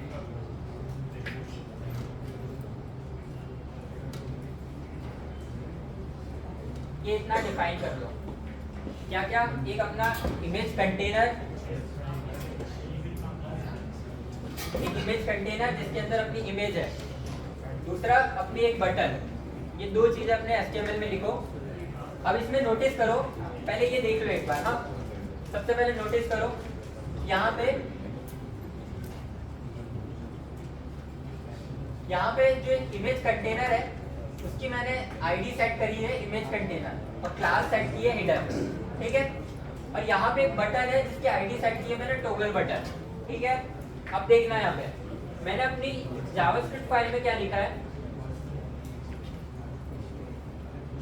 सबसे पहले मैंने क्या करा, मैंने वो जो चीज जिन एलिमेंट्स पे मुझे कुछ एक्टिविटी परफॉर्म करनी है, जिन एलिमेंट्स पे मुझे कुछ उनके HTML CSS में चेंजेस करना है, उनको पहले मैं एक्सेस कर रहा हूँ। तो एट द टॉप मैंने जो है वो एलिमेंट्स को एक्सेस करके स्टोर करा लिया वेरिएबल्स में। क्या क्या रहा है, मैंने सबसे पहले gate element by ID use करके जो बटन है उसको मैंने स्टोर करा लिया एक वेरिएबल में। फिर उसके बाद जो इमेज कंटेनर है उसको मैंने स्टोर करा लिया एक वेरिएबल में। ठीक है, क्योंकि मुझे इन दोनों को ही चेंज करना है, मुझे इमेज को डिस्प्ले कराना रहेगा, फिर हाइड करना रहेगा, साथ में बटन पे मुझे एक इवेंट हैंडलर लगाना रहेगा। राइट, अब देखो मैंने क्या किया, वो बटन पे dot add event listener use किया है। ये एक फंक्शन है डॉट ऐड इवेंट लिसनर जो हमें जावास्क्रिप्ट प्रोवाइड करता है। इसमें 2 वेरिएबल्स की 2 आर्गुमेंट्स लगते हैं। पहला क्या, इवेंट, क्या इवेंट परफॉर्म हुआ। तो अपने पास वेरियस इवेंट्स होते हैं, यहाँ पे क्या है, क्लिक इवेंट। और सेकंड कि वो इवेंट परफॉर्म होने पे मुझे क्या करना है वो मैं डिफाइन करता हूँ एक फंक्शन के अंदर जिसे हम बोलते हैं इवेंट हैंडलर। क्लियर है? So see, as Solanki has said, add event listeners has 2 inputs. One is what event is occurring. In this case, what are we doing? Click. Anything? Come on, guys. Yeah, we are in the last part of the session. Come on. So, okay, the event is you're clicking a button. So in this case, so that's what you're going to take. Click. And as for the second input, what you're going to be giving is a function. Here, what I meant by function is that what are you going to actually do? I click a button, what am I going to do after that? So you define that in your function. So remember, why are we making a const out of these 2? Because you have to write these things again and again every single time. So you have to made a variable out of it to make it easier to write code for you right now. And let's say what's next. So here what are we doing is that if image container dot style dot display, fine. You guys have any idea about display in CSS? CSS property यहाँ पे मैं क्या कर रहा हूँ, एक property को change कर रहा हूँ ना, तो डिस्प्ले प्रॉपर्टी किसको Display. पता है? Block inline. Inline block inline. Someone get up and says, tell, come on. Anyone? You guys are telling it while sitting. Come on, just get up and tell. Leaving you.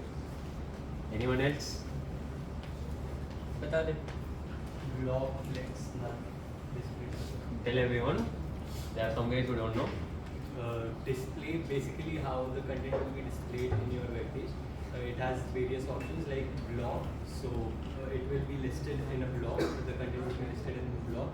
If you display it as a flex, then it will basically appear sideways, 1, 2, 3 that way, and display then none, then no content will be displayed. Okay, those are three like most used or like most basic ones you will able to find. One is none, one is flex, and other is block. So leave block is just normal for now, it's just normal. It's just everything there.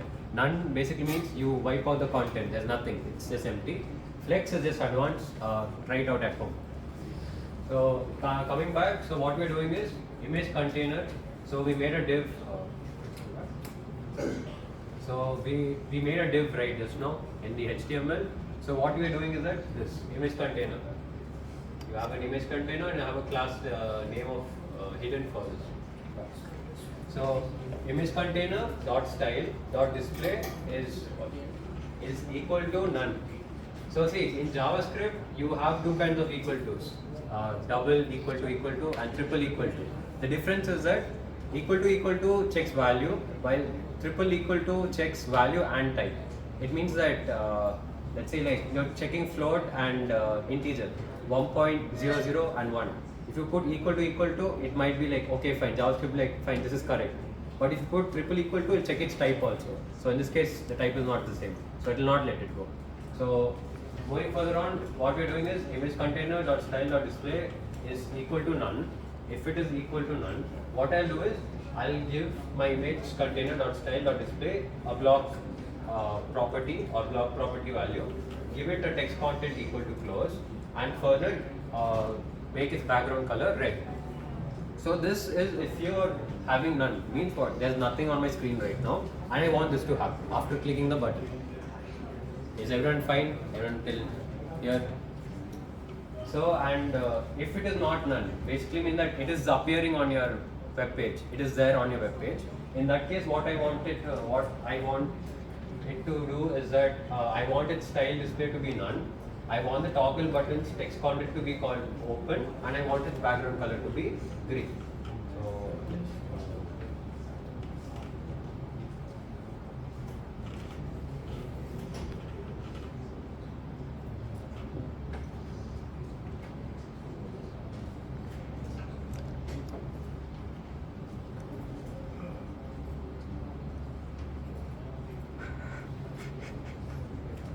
So see, here you can see a button.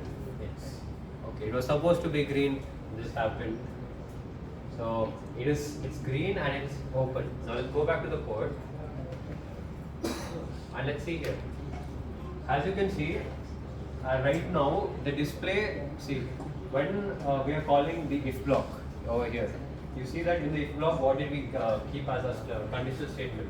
Image container dot style dot display has to be equal to none. In this case, we do not have that. So what happens is that it goes to else, and you have an open button and with green color background. So now I'll just click the button. So now what happens is you have an image and a close button. Let's go back and you can see that the toggle buttons. See, we had after on clicking the button, what we got was a close toggle button with a red background, which is this. We got a toggle button. Its value is closed, and its background color has become red. Even though you guys cannot see, it's red. Please, just believe me for now. And so that's pretty much it. Remember, like when you do add event listeners, it's like if and else. When I click the button, I want something to happen, and when I don't want, when I'm not clicking the button, I want something else to happen. There's always these kind of two states, right? Where like only these two states. There's never an in-middle state, like clicking the button. hold the button. Like there is that also. You can handle those kind of things also. But for now, we're just sticking to this. There are only two cases. You either click the button, there's something there, and after clicking the button, you have something. So that's what we have dealt with over here. Any doubts? ये clear हुआ कि अगर मुझे किसी element पे कोई एक event perform करने पे कोई एक particular block of code execute कराना है तो वो मैं कैसे कराऊंगा, उसके लिए कौन सा फंक्शन यूज़ कर रहे हैं, क्या फंक्शन यूज़ किया मैंने, ऐड इवेंट लिस्नर। इसमें दो आर्गुमेंट दिए थे, पहला क्या दिया मैंने, इवेंट, दूसरा आर्गुमेंट क्या दिया, एक फंक्शन। तो अगर मुझे कोई भी एलिमेंट पे कुछ भी एक्टिविटी परफॉर्म करने पे कोई एक particular block of code execute कराना है तो मैं ये फंक्शन का यूज़ करूँगा, ऐड इवेंट लिस्नर। ये क्लियर है? अब तुम पता है जावास्क्रिप्ट में जितने भी इवेंट्स तुम्हें हैंडल करने रहेंगे ना उसके लिए तुम्हें यही यूज़ करना है। ये तुम्हारे कोड में बहुत ज़्यादा यूज़ आने वाला है, तो इसकी क्लैरिटी होनी चाहिए। यहाँ पे कुछ क्लियर नहीं है तो पूछो, और अगर क्लियर है तो अपने लैपटॉप में इम्प्लीमेंट करो। अब बताओ कहाँ पे दिक्कत आ रही है इम्प्लीमेंट करते टाइम।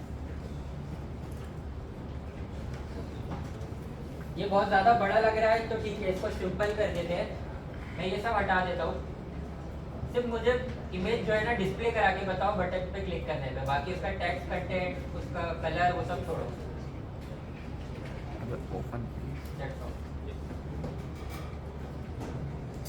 बस इतना करके बता दो। Or else, for now, if you think that also not possible, make a button, use the on click and do something with it for now. Let's say on click, add an event listener to it, click function, change its text value, change it to like I clicked this. हाँ, वो जो हमने तीन चीज़ें की, हमने क्या क्या करा है, टेक्स्ट चेंज किया, कलर चेंज किया, साथ में इमेज जो है शो और हाइड कराई। तो इन तीनों में से कोई एक चीज़ करके बता दो एक बार, तो इससे तुम्हें खुद समझ आ जाएगा कि हाँ तुम्हें कितना समझ आया है, और हमें भी पता चल जाएगा कि तुम्हें बन रहा है। ये तीनों में से कोई एक चीज़ इम्प्लीमेंट करके बताओ। बटन तो बनाना आता है ना, इसके मैंने तुम्हें सीखा है ना, वो भी बना दो, इम्प्लीमेंट कर लो। हाँ चलो एक क्विक रिवीजन कर लेते हैं। जिन जिन लोगों का ये इम्प्लीमेंट नहीं हो पाया है, एक बार हम कोड प्रोवाइड कर देंगे, उसको रेफर कर लेना और एक बार ट्राई खुद से करना, और खुद से ट्राई ज़रूर करना। हाँ, ये हैबिट में रखो यार कि कुछ भी सीखा है तो उसको इम्प्लीमेंट करते रहो, उस पर मिनी प्रोजेक्ट्स बनाते रहो। अदरवाइज भूल सब इधर क्या कर रहे हो यार, बोल रहा है, एक मिनट सुन तो लो। सुन लो यार, अब जिनका डेमोन्स्ट्रेशन रह गया है वो एक बार कोड रेफर कर लेना। बाकी सुनो, ये जितने भी मेंटर्स हैं थोड़ी देर रुक जाओ, अभी करने तो बोल रहा सब सुन लो। अभी क्विक रिवीजन कर लेते हैं। सबसे पहले हमने जावास्क्रिप्ट जो है समझा कि क्यों काम आ रही है, राइट? क्या काम आ रही है, कोई बता पाएगा? जावास्क्रिप्ट के थ्रू मैं क्या करना चाह रहा था इतने टाइम सेशन में? जोर से बोलो। हाँ, फंक्शनैलिटी ऐड करना चाह रहा था, राइट? तो हमने सबसे पहले क्या देखा, सबसे पहले हमने जावास्क्रिप्ट में देखा कि हम कंसोल का कैसे यूज़ करते हैं, राइट? कंसोल का सबको क्लियर है। अगर मुझे कोई भी चीज़ आउटपुट जो है अपना देखना है तो मैं console.log फंक्शन का यूज़ कर रहा था, करेक्ट? और उससे मैं अपने कंसोल पे देख रहा था। अब उसके बाद हम आए थे वेरिएबल्स पे। हमने तीन तरह के वेरिएबल्स डिफाइन किए। कौन से थे? कॉन्स्ट, लेट, वार। थोड़ा जोर से बोलो यार, थोड़ी एनर्जी और रखवा। रिवीजन है, उसके बाद एंड कर रहे हैं। तीन वेरिएबल्स हमने देखे, कॉन्स्ट, लेट और वार। तीनों में डिफरेंस क्या था? वैर को जो है मैं रीडिक्लेयर कर पा रहा था, री इनिशियलाइज कर पा रहा था। क्या मैं लेट और कॉन्स्ट को कर पा रहा था? नहीं। अगर मैं यूज़ कर रहा था तो एरर आ रहा था, राइट? और इसके अलावा मुझे बताओ, वैर जो है उसका स्कोप क्या रहता है? Function scope, right? और लेट और कॉन्स्ट का ब्लॉक स्कोप, करेक्ट? तो ये मेरी डिफरेंस था। अब इसके बाद हमने वेरिएबल्स के बाद हम आगे आए अपने डॉम वगैरह पे, ठीक है? फंक्शंस वगैरह वो सब ठीक है, वो तो हमने सब जगह पढ़े हैं, अपने डेटा टाइप्स पढ़े। हम आते हैं मेन डॉम पे। अब डॉम यहाँ पे सबसे ज़्यादा इंपॉर्टेंट है। तुमने देखा यहाँ पे मैंने पूरे जावास्क्रिप्ट में जितनी भी फंक्शनैलिटी लगाई है मैंने वहाँ पे डॉम के ही सारे फंक्शंस का यूज़ किया, करेक्ट? तो डॉम की क्लैरिटी है सबको? क्या होता है डॉम को? एक खड़ा होकर बता पाएगा मुझे? अभी ये बहुत पूछते हैं, मैं बता रहा हूँ। इंटरव्यू में भी अगर तुम कोई भी स्टार्टअप वगैरह में जाओगे तो वहाँ पे भी इंटरव्यू वगैरह में पूछा जाता है। डॉम को एक खड़ा होकर बता पाएगा यहाँ पे कोई भी? What is DOM? You need to define it or something. What do we do with DOM? Manipulate or change the CSS and HTML. Right? और डॉम है क्या, इसकी भी क्लैरिटी है? सबको है क्लैरिटी? कोई से भी अगर मैं खड़ा करके अभी बोल दूँ तो यहाँ पे रैंडमली बता पाओगे? कर दे खड़ा ट्राई करने का मजा आएगा। तू ही बता दे या फिर तू बता? फुल फॉर्म बता, डॉम बता दो। पहले फुल फॉर्म बता दो, चलो फुल फॉर्म बताओ। Document object model. अब करता क्या है? अच्छा है क्या? नहीं बताएगा, शर्माएगा थोड़ी, बता रहा है क्या करता है डॉग। तो देख लो चेहरे पे इतनी खुशी। Whatever you understood. जो भी समझ आया बताओ कुछ। भाई बता रहे तुम, रुको तो सही, बोल दे तो लाइक को। कोई नहीं। सब पीछे पड़ गए। हाँ भाई बता दे, पूरा भरोसा है मेरा।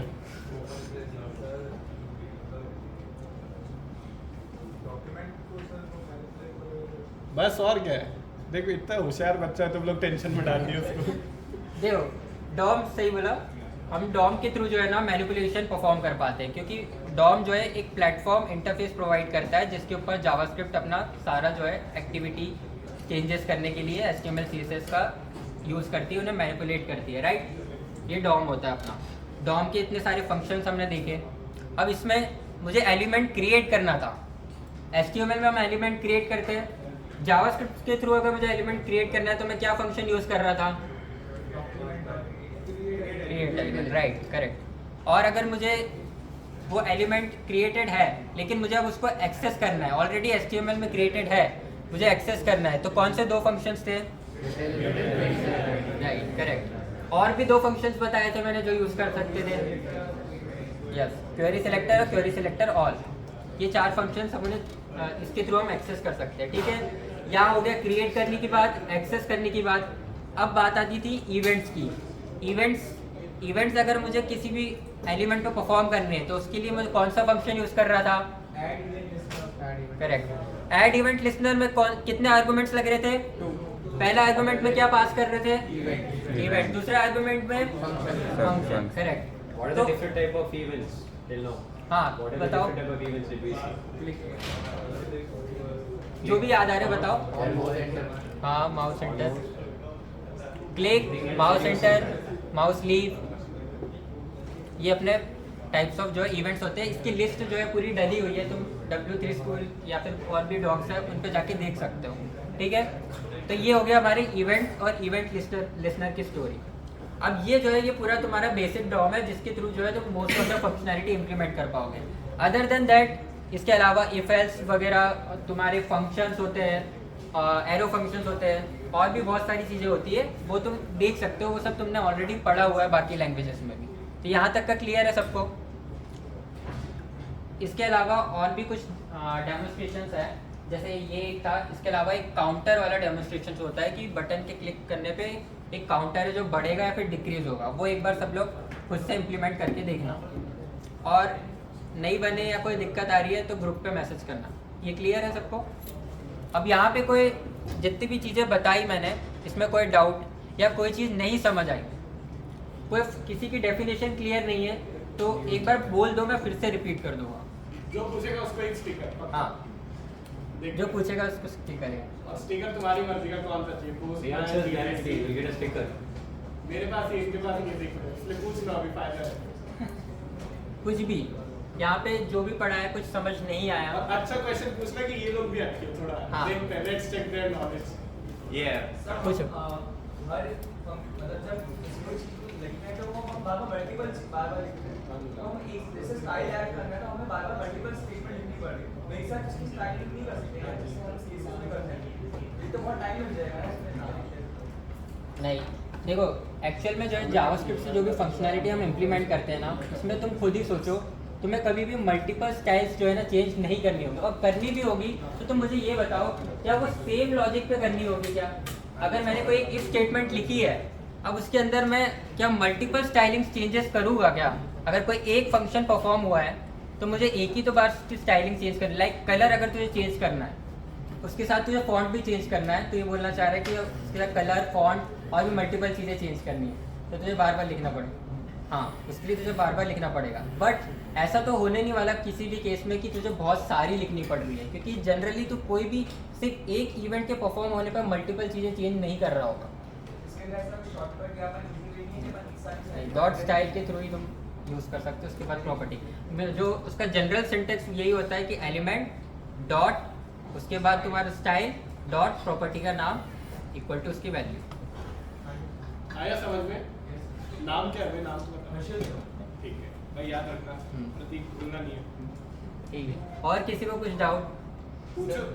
ऐसा कोई मेथड नहीं है कि मतलब एक बार क्लिक किया तो उसने CSS पे जाके कोई एक क्लास है उसको एक्सेस कर दिया एंड उसके प्रॉपर्टीज लगा दिया, तो दूसरी बार किया तो वापस दूसरी बार क्वेश्चन नहीं समझ आया, वापस बताना, सबको आना चाहिए क्वेश्चन।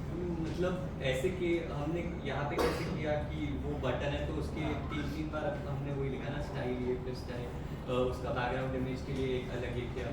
इसकी जगह अगर CSS में एक क्लास है जिसमें वो बैकग्राउंड इमेज भी इंक्लूडेड है एंड बाकी चीज़ें भी इंक्लूडेड है, एंड एक बार क्लिक करने पे वो वाला क्लास लाइक एक्सेस हो गया या एक्टिव हो गया या उसके प्रॉपर्टीज लग गए पेज पे। You want to add classes directly? इसने एक अच्छा क्वेश्चन पूछा। We missed that one. हाँ, अगर मैंने देखो अपने CSS फाइल में कोई एक पर्टिकुलर क्लास नेम पे कुछ एक सेट्स ऑफ जो है स्टाइलिंग डाल के रखी है, जैसे कि मैंने क्लास 2 करके एक क्लास है जिसमें मैंने कुछ स्टाइलिंग्स डाल के रखी है, ठीक है। अब मैं चाहता हूँ कि एक बटन पे क्लिक करने पे वो क्लास जो है ना उस डिप पे अप्लाई हो जाए, और अगर मैं फिर से क्लिक करूँ तो वो रिमूव हो जाए। तो ये उसके लिए होता है हमारे क्लास लिस्ट जो है ना, डॉट क्लास लिस्ट करके अपना फंक्शन प्रोवाइड करते हैं डॉक्यूमेंट में, जिसमें हम पता है क्लासेस ऐड या रिमूव कर सकते हैं। तो ये काफ़ी अच्छा मेथड रहता है कि अगर देख इसने भी जो क्वेश्चन पूछा था है ना, क्या नाम बताया था? हर्षित।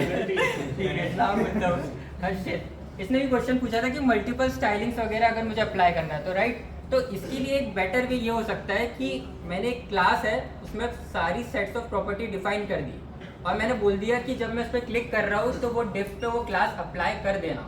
तो मैंने क्या होगा कि वो क्लास नेम में वो क्लास ऐड हो जाएगी। लाइक एक छोटी सी चीज़ बता रहा हूँ, नहीं लगेगा, टाइम नहीं लगेगा।